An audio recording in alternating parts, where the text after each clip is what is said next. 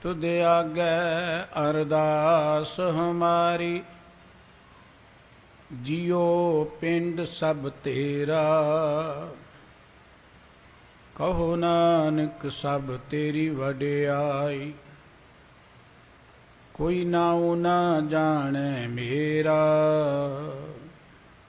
SERB कला समरथ जुगो जुग अटल सतगुरु,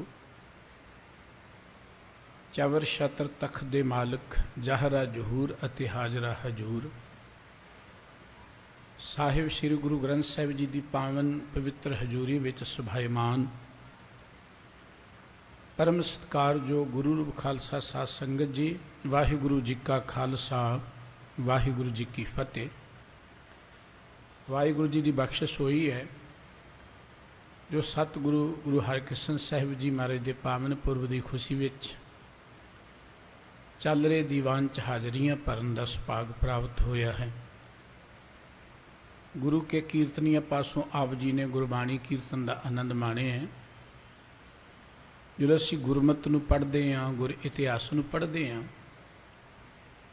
एक गल साडी नज़र आउंदी है कि किसी मनुख की जो उच्चता, इवें कह लीए किसी हस्ती की वडियाई जिहड़ी है, इस गल ते निर्भर नहीं करती कि वह दुनियावी तौर पर किन्नी को लंबी उम्र वाला है, जां वह दुनियावी तौर पर किन्ना को पढ़िया लिखिया है, जां शरीरक तौर पर किन्ना वड्डा है जां किन्ने बल वाला है।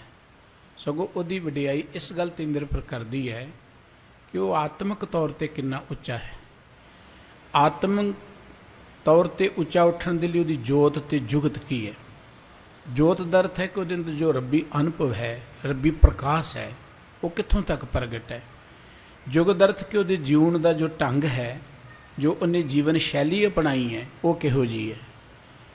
जब असी सतगुरु गुरु हरकृष्ण साहिब जी महाराज का जीवन इतिहास पढ़ते हैं, सतगुरु सच्चे पातशाह जी गुरु प्रणाली के अंदर वो गुरु साहिब ने जिहड़े सब तो छोटी उम्र च गुरता गद्दी ते बैठे, जिन्होंने ने सब तो थोड़ा चिर गुर गद्दी ते बैठ के गुरमत की सेवा की।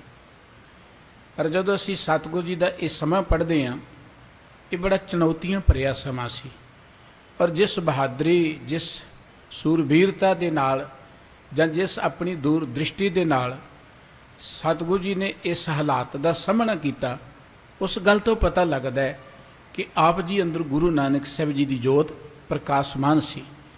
जब असीं गुरमत का इतिहास पढ़ते हैं, दुनिया तो यह भी कहती है कि बंदा 17-72 हो जाए तो उसकी मत मारी जाती है।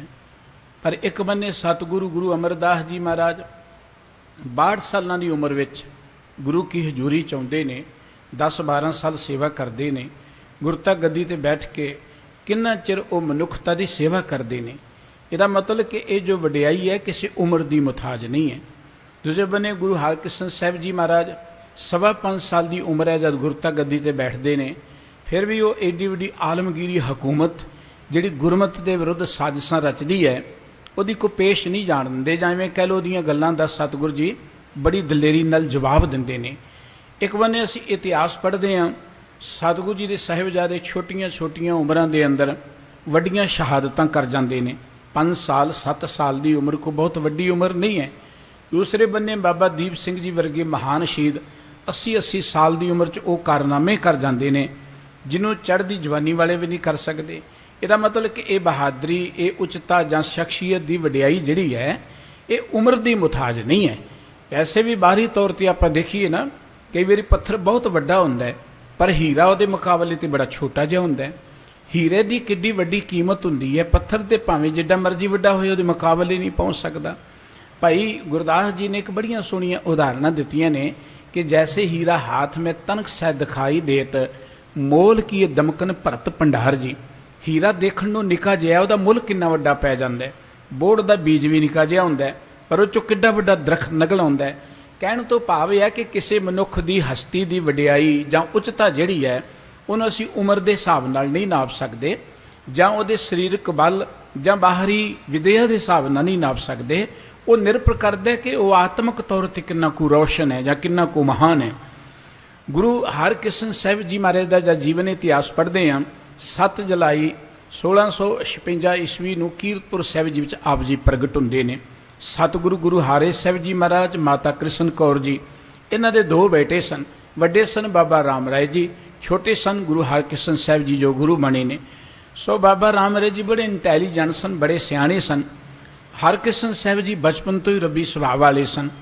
ਇਤਿਹਾਸ ਨੂੰ ਜਦੋਂ ਪੜ੍ਹੀਏ, ਗੁਰੂ ਨਾਨਕ ਦੇ ਘਰ ਦਾ ਇੱਕ ਮਕਸਦ ਹੈ, ਪਹਿਲੀ ਗੱਲ ਕਿ ਮਨੁੱਖਤਾ ਦੇ ਅੰਦਰ ਸਮਾਜ ਦੇ ਅੰਦਰ ਬਰਾਬਰਤਾ ਪੈਦਾ ਕਰਨੀ, ਊਚ ਨੀਚ ਦੇ ਭੇਦਭਾਵ ਨੂੰ ਖਤਮ ਕਰਕੇ ਸਮੁੱਚੀ ਮਾਨਵਤਾ ਨੂੰ ਬਰਾਬਰਤਾ ਦਾ ਦਰਜਾ ਦੇਣਾ। ਦੂਸਰਾ ਗੁਰਮਤਿ ਦਾ ਮੁੱਖ ਮਕਸਦ ਸੀ ਸਮਾਜ ਵਿੱਚੋਂ ਬੁਰਾਈਆਂ ਨੂੰ ਖਤਮ ਕਰਕੇ ਇੱਕ ਆਦਰਸ਼ ਸਮਾਜ ਦੀ ਸਿਰਜਣਾ ਕਰਨੀ। ਗੁਰੂ ਨਾਨਕ ਸਾਹਿਬ ਜੀ ਨੇ ਬਹੁਤ ਵੱਡਾ ਸੰਘਰਸ਼ ਕੀਤਾ ਇਸ ਸਮਾਜ ਨੂੰ ਉੱਚਿਆਂ ਕਰਨ ਦੇ ਲਈ, ਇਸ ਸਮਾਜ ਨੂੰ ਵੱਡਿਆਂ ਕਰਨ ਦੇ ਲਈ। ਗੁਰਮਤਿ ਦਾ ਮਾਰਗ ਕੋ ਮੱਥੇ ਟਿਕਾਉਣ ਦਾ, ਪੂਜਾ ਪ੍ਰਤਿਸ਼ਠਾ ਦਾ ਮਾਰਗ ਨਹੀਂ ਹੈ ਕਿ ਇੱਥੇ ਇੰਨੀ ਪੂਜਾ ਦੇਵਾਂਗੇ ਤੇ ਬਹੁਤੀ ਖੁਸ਼ੀ ਮਿਲ ਜਾਏਗੀ, ਜੇ ਇੱਥੇ ਬਹੁਤੇ ਮੱਥੇ ਟੇਕਾਂਗੇ। ਗੁਰਮਤਿ ਦਾ ਮਾਰਗ ਜਿਹੜਾ ਇਹ ਸਮਾਜ ਦੀ ਸੇਵਾ ਦਾ ਮਾਰਗ ਹੈ। ਔਰ ਗੁਰੂ ਸਾਹਿਬ ਜੀ ਨੇ ਮਨੁੱਖਤਾ ਦੀ ਸੇਵਾ ਦੇ ਲਈ ਆਪਣੇ ਘਰ ਦੇ ਸੁੱਖ ਜਿਹੜੇ ਸਨ ਕੁਰਬਾਨ ਕਰ ਦਿੱਤੇ।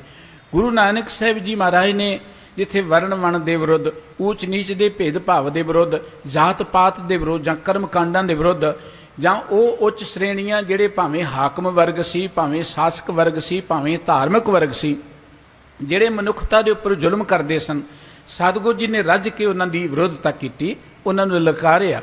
ਗੁਰੂ ਨਾਨਕ ਸਾਹਿਬ ਜੀ ਤੋਂ ਬਾਅਦ ਗੁਰੂ ਅੰਗਦ ਦੇਵ ਜੀ ਮਹਾਰਾਜ ਦਾ ਇਤਿਹਾਸ ਪੜ੍ਹ ਲਓ। ਉਹਨਾਂ ਨੇ ਗੁਰੂ ਸਾਹਿਬ ਜੀ ਦੇ ਇਸੇ ਮਾਰਗ ਨੂੰ ਅੱਗੇ ਤੋਰਿਆ।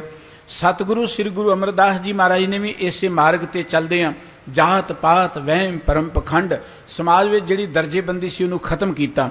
ਗੁਰੂ ਰਾਮਦਾਸ ਜੀ ਮਹਾਰਾਜ ਨੇ ਸ੍ਰੀ ਅੰਮ੍ਰਿਤਸਰ ਸ਼ਹਿਰ ਵਸਾ ਕੇ ਇਸ ਨੂੰ ਅਮਲੀ ਰੂਪ 'ਚ ਕਹਿ ਦਿੱਤਾ ਕਿ ਇੱਥੇ ਸਾਰੀਆਂ ਜਾਤਾਂ ਦੇ ਲੋਕ ਵਸਣਗੇ, ਕਿਸੇ ਨਾਲ ਕੋਈ ਵਿਤਕਰਾ ਨਹੀਂ ਹੈ।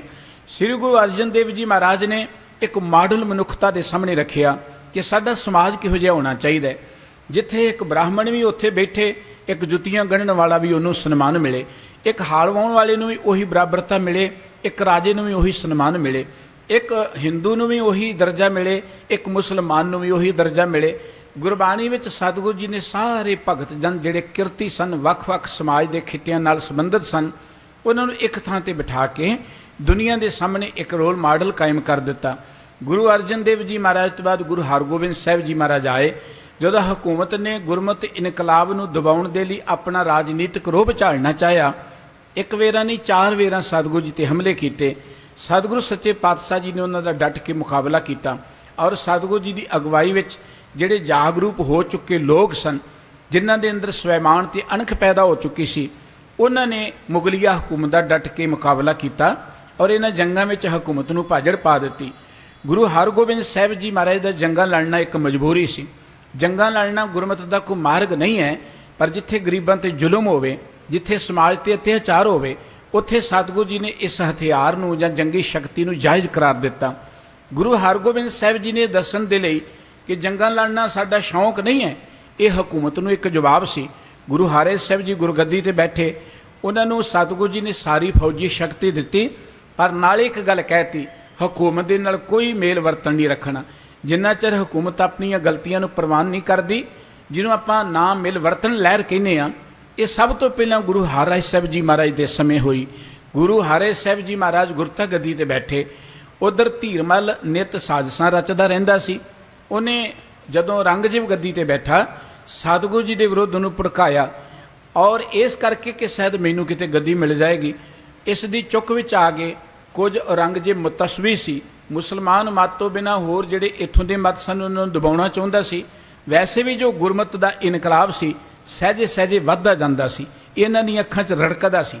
ਇਸ ਕਰਕੇ ਇਹਨੇ ਸਤਿਗੁਰੂ ਜੀ ਨੂੰ ਇੱਕ ਚਿੱਠੀ ਭੇਜੀ ਕਿ ਤੁਸੀਂ ਦਿੱਲੀ ਵਿੱਚ ਆਓ, ਤੁਹਾਡੇ ਨਾਲ ਮੈਂ ਗੱਲਬਾਤ ਕਰਨਾ ਚਾਹੁੰਦਾ ਹਾਂ।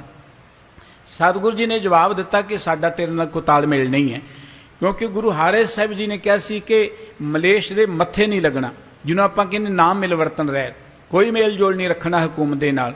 ਸਤਿਗੁਰੂ ਜੀ ਨੇ ਜਾਣ ਤੋਂ ਇਨਕਾਰ ਕਰ ਦਿੱਤਾ। ਫਿਰ ਚਿੱਠੀ ਆਈ, ਸਤਿਗੁਰੂ ਜੀ ਨੇ ਸੰਗਤਾਂ ਦੀ ਸਲਾਹ ਦੇ ਨਾਲ ਬਾਬਾ ਰਾਮ ਰਾਏ ਜੀ ਨੂੰ ਦਿੱਲੀ 'ਚ ਭੇਜਿਆ ਕਿ ਜਾਓ, ਜੋ ਬਾਦਸ਼ਾਹ ਪੁੱਛਦਾ ਉਹਦਾ ਜਵਾਬ ਦਿਓ, ਤੁਸੀਂ ਸਿੱਖ ਸੰਗਤਾਂ ਜੋ ਚਾਹੁੰਦੀਆਂ ਨੇ ਉਸ ਅਨੁਸਾਰ ਬਾਦਸ਼ਾਹ ਦੀ ਤਸੱਲੀ ਕਰਾਓ ਤੁਸੀਂ। ਬਾਬਾ ਰਾਮ ਰਾਏ ਜੀ ਬਹੁਤ ਸਿਆਣੇ ਸਨ। ਸਤਿਗੁਰੂ ਜੀ ਨੇ ਇੱਕ ਗੱਲ ਕਹੀ ਕਿ ਗੁਰੂ ਤੁਹਾਡੇ ਨਾਲ ਹੈ, ਤੁਸੀਂ ਗੁਰਮਤਿ ਦੀ ਸ਼ਾਨ ਨੂੰ ਉੱਚੀਆਂ ਕਰਨ ਦੇ ਲਈ ਉੱਥੇ ਜਾ ਕੇ ਕੰਮ ਕਰਨਾ ਹੈ। ਬਾਬਾ ਰਾਮ ਰਾਏ ਜੀ ਦਿੱਲੀ ਵਿੱਚ ਗਏ और बाबा राम राय जी दिल्ली की चमक दमक विच गवाच गए और जाके उन्हें करामातां भी दिखाइयां। और इन्ना जदों को बंदा एक बारी तिलक जाए ना फिर तिलकदा चलिया जांदा है। कई करामातां जिवें इतिहास कहंदा दिखाइयां। आखिर बाबा राम राय जी की कदर बड़ी करन लग पिया रंगजेब। रंगजेब दरअसल इत्थे दोहरी चाल चलना चाहुंदा सी। वो गुरु घर दे विच फुट पाउणा चाहुंदा सी, किसी तरीके नाल नीवा करना चाहुंदा सी। रंगजेब एक बहुत वड्डा बादशाह सी, कोई मामूली बंदा नहीं सी, बड़ा चलाक सी। इस करके राम राय नूं अपने हत्थां 'ਚ उसने ले लिया। एक गल एक दिन मुलाणिया ने बाबा राम राय जी की ये शानो शौकत नूं देख के कही कि गुरबाणी दे अंदर मुसलमान मत दी तहीन है। जिथे लिखा मिट्टी मुसलमान की, पेड़ा पई कुम्हार, घर भांडे इट्टां किया, जल्दी करे पुकार। बाबा राम राय जी कहणगे दरअसल मिट्टी बेईमान की है। गुरु साहब जी का कहण तो मकसद तो यह सी कि मुसलमान मत के अंदर किसी मृतक प्राणी नूं साड़िया नहीं जाता, इस करके कि दोजक में जाएगा। पर वो कबर की मिट्टी तो जिहड़ी है उन्होंने घुमियार लिया के भांडे बना के आवी च साड़दा ही है ना। एक व्यंग सी कि इस तरीके दे नाल मनुख ते कोई असर नहीं पैंदा। ये तो जिन करते कारण की है सो जाने करतार। मनुख नाल की वापरदी है ते परमात्मा जानदा है। सतगुरु जी तो यह मकसद सी। बाबा राम राय जी जानते सन, तसली करा सकते सन, पर क्योंकि बाबा राम राय जी नूं तोहफे इन्ने मिले रंगजेब वल्लों, वो तोहफियां करके अंदरों कमज़ोर हो गए। उन्होंने कहता जी इत्थे मिट्टी बेईमान की है। गुरु की संगतां नूं पता लगा, संगतां ने सतगुरु जी नूं ये रिपोर्ट दी। सतगुरु गुरु हारे साहब जी ने एक गल कहती कि राम राय नूं कहना साडे मत्थे ना लगे। गुरबाणी का उसने निरादर किया है, गुरु की बाणी नूं उन्हें तोड़पन की है। और इधर जद सतगुरु गुरु हारे साहब जी महाराज ने अपने सरीरक चोले नूं त्यागण का प्रोग्राम बनाया तो अपने छोटे पुत्र श्री गुरु हरकृष्ण साहब जी महाराज, जिन्हां की उम्र तकरीबन 5.25 साल की सी, उस वेले उन्होंने गुरता गद्दी की वडियाई दे दी। राम राय नूं जदों इस गल का पता लगा और बहुत भारी दुखी होया। रंगजेब ने इत्थे भी अपनी चाल नीति वरतनी शुरू की। राम राय नूं बहुत सारिया जगीरां, देहरादून का जिन्ना इलाका है वो राम राय के नाम रंगजेब ने लगाया होया है। इत्थे एक खुड़बड़ा पिंड हुंदा सी जिन्हों अजकल खुड़बड़ा खुड़वद्दी जां खुड़बड़ा महल्ला कहंदे ने। उस इलाके च राम राय जी का देहरा अजे भी है। देहरादून का अर्थ दून वैली नूं कहने आपां, राम राय जी का उत्थे देहरा है, इस करके उहदा नाम देहरादून पै गया। राम राय जी रंगजेब के हत्थां 'च आ गया।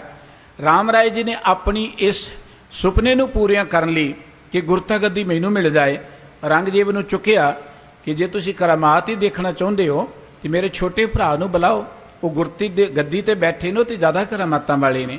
राम राय की यह नीत सी कि गुरु हरकृष्ण साहब जी दिल्ली च आउणगे, मैं संगतां 'च एक गल कहांगा कि इन्हां गुरु पिता के बचन नूं मोड़ दिता है, ये आग्या विच नहीं चले। जे दिल्ली च ना आए तो रंगजेब नाराज़ हो जाएगा। उन्होंने मैं चुक के उन्होंने कीरतपुर साहब चों बाहर कढ़ा देवांगा, आप मैं गुरगद्दी ते बैठ जावांगा। सतगुरु जी नूं चिट्ठी भेजी गई। सतगुरु जी ने जाण तो इनकार कर दिता कि साडा तेरे नाल मेल जोल कोई नहीं है। सतगुरु जी ने कहा कि जे करामात ही देखनी है, राम राय जी हैगे ने, इन्हां कोल देख लो, साडा तो इक्को ही एक मार्ग है ना मिल वरतन का, असीं तेरे अगे झुकना नहीं है। सतगुरु जी ने जवाब देता। दूसरी बारी फिर रंगजेब ने राजा जय सिंह जी दे राही, राजे जय सिंह का जो दीवान सी उहदे नाल 50 सवार आए और दिल्ली दीयां संगतां दी नाल चिट्ठी लैके आए। सतगुरु जी नूं कहा गया महाराज तुसीं उत्थे आके रंगजेब नूं मिलो जां ना मिलो, ये तुहाडी मर्जी है, लेकिन उत्थों दीयां संगतां दे लई ते तुसीं आ जाओ। सिख संगतां नाल सलाह करके धन गुरु हरकृष्ण साहब जी महाराज ये कीरतपुर साहब तो दिल्ली वाल नूं चल पे। संगतां जाणदियां सन कि रंगजेब ने बुलाया है। रंगजेब बड़ा मुतस्वी है और पिछले इतिहास में कई घटनावां सन। गुरु अर्जन देव जी लाहौर गए सन, वापस नहीं सन आए। गुरु हरगोबिंद साहब जी दिल्ली गए, उन्होंने ग्वालियर के किले च हुकूमत ने बंद कर दिता सी। इस तरह दीयां गल्लां नूं देख के संगतां दे मनां अंदर कई तरह के अंदेशे सन, पर गुरु हरकृष्ण साहब जी महाराज ने उन्होंने धीरज दित्ती, दिलासा दिता तो सतगुरु सच्चे पातशाह जी को सिखां नूं नाल लैके दिल्ली नूं चल पे। बहुत सारिया संगतां भी चल पईयां, पर सतगुरु जी ने पंजोखरा साहब के अस्थान तो संगतां नूं मोड़ दिता। इतिहास कहता जिस दिन श्री गुरु हरकृष्ण साहब जी गुरगद्दी ते बैठे, वो जड़ियां विरोधी ताकतां हमेशा ही गुरमत की विरोधता करदियां ने। गुरमत के विरोधता का कारण यह सी कि गुरमत एक सांझे समाज की सिरजना की गल करती है। गुरमत लोगों को ज्ञान प्रदान करती है, अज्ञानता तो मुक्त करती है। पर इस समाज के अंदर, मनुखी समाज के अंदर दो ताकतां ने। एक वो अखौती धार्मिक लोग ਜਿਹੜੇ ਧਰਮ ਦੇ ਨਾਂ 'ਤੇ ਲੋਕਾਂ ਨੂੰ ਪਖੰਡ 'ਚ ਪਾ ਕੇ, ਵਹਿਮਾਂ 'ਚ ਪਾ ਕੇ, ਅੰਧ ਵਿਸ਼ਵਾਸਾਂ 'ਚ ਪਾ ਕੇ ਹਮੇਸ਼ਾ ਹਨੇਰੇ 'ਚ ਰੱਖਣਾ ਚਾਹੁੰਦੇ ਨੇ, ਲੁੱਟਣਾ ਚਾਹੁੰਦੇ ਨੇ ਇਸ ਮਨੁੱਖ ਜਾਤੀ ਨੂੰ।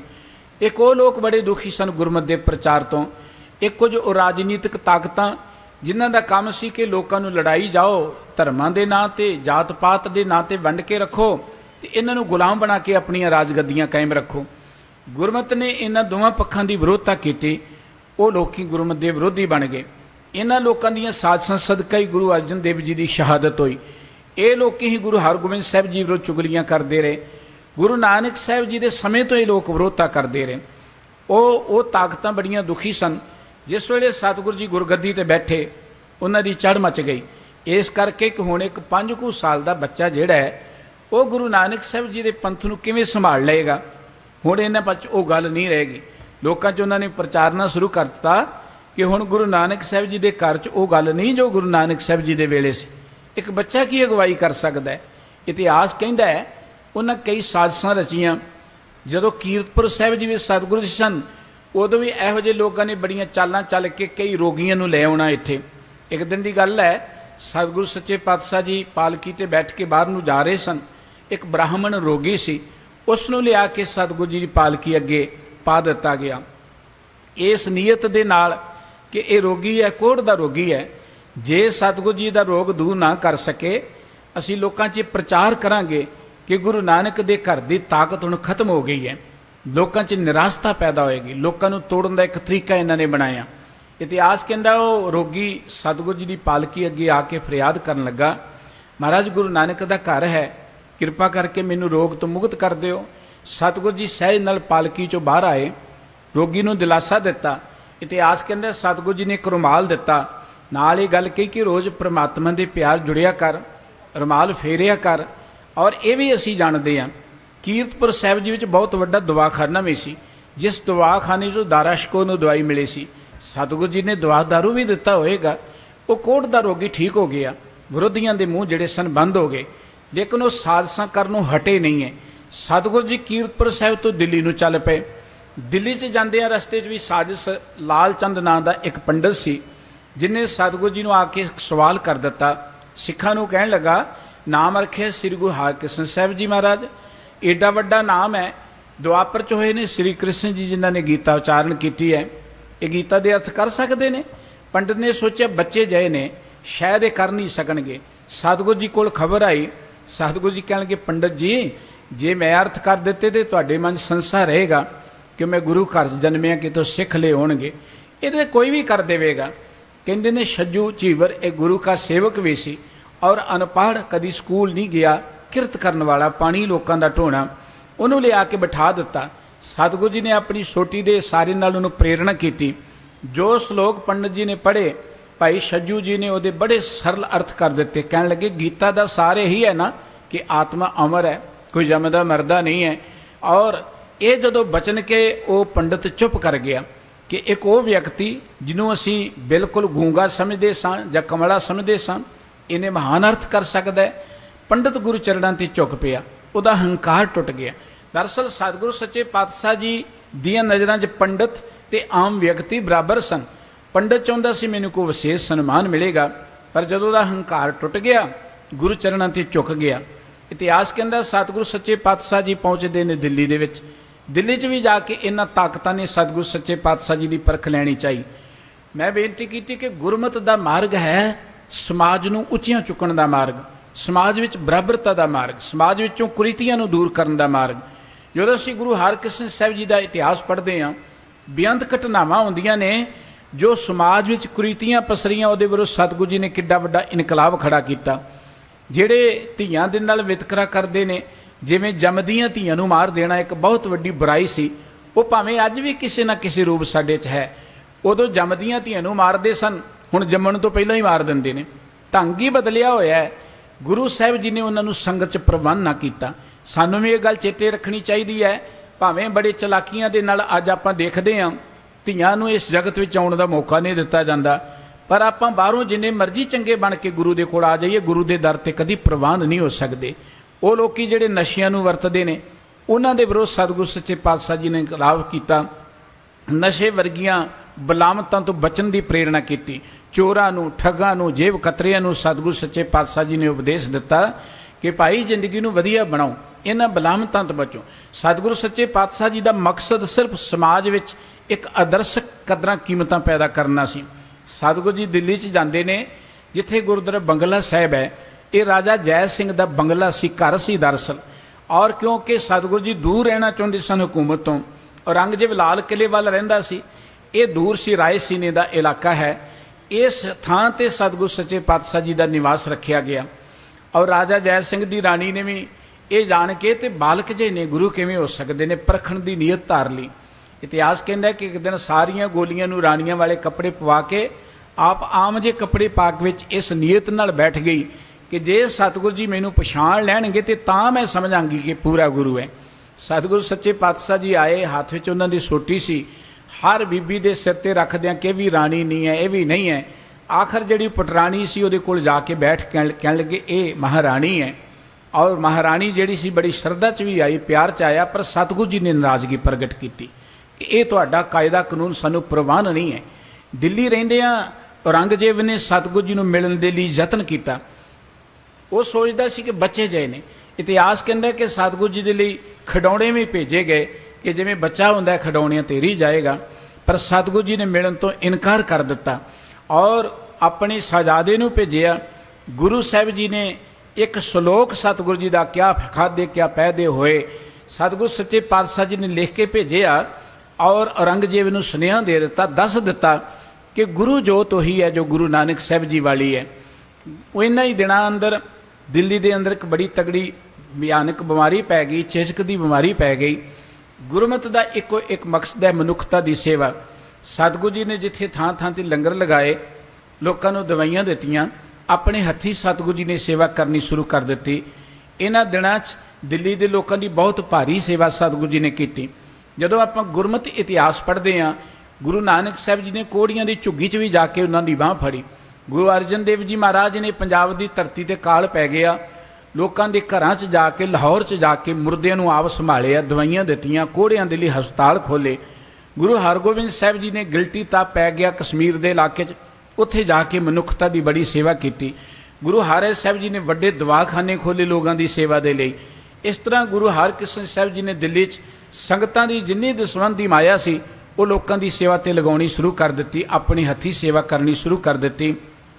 ਕਿਉਂਕਿ ਇਹ ਚੇਚਕ ਦਾ ਰੋਗ ਜਿਹੜਾ ਹੈ ਬੱਚਿਆਂ 'ਤੇ ਬੜੀ ਜਲਦੀ ਅਸਰ ਕਰਦਾ ਹੈ। ਸਤਿਗੁਰੂ ਜੀ ਦੇ ਉੱਪਰ ਵੀ ਇਹਦਾ ਅਸਰ ਆ ਗਿਆ।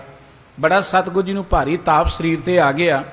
ਗੁਰੂ ਸਾਹਿਬ ਜੀ ਨੇ ਦੇਖਿਆ ਕਿ ਸਰੀਰਕ ਸਮਾਂ ਜਿਹੜਾ ਉਹ ਨੇੜੇ ਹੈ।